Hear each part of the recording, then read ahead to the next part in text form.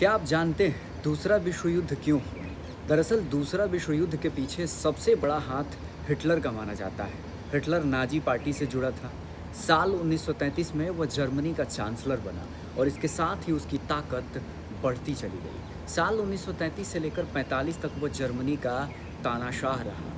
पहले विश्व युद्ध में जर्मनी के अपमान का वह बदला लेना चाहता था।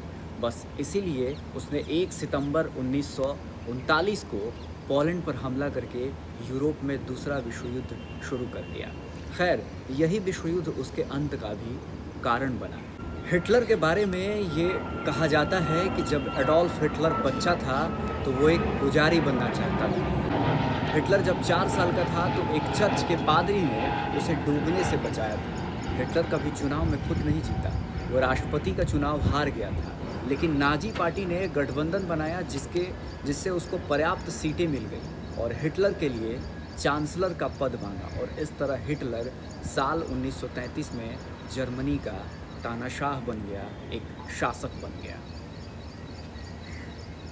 हिटलर ने भले ही आतंक का साम्राज्य कायम कर लिया हो, लेकिन वह खुद एक बहुत बड़ा डरपोक किस्म का शासक था। वह मामूली चीज़ों से डरता था। जैसे हिटलर को अंधेरे से डर लगता था, वह बिल्ली से डरता था।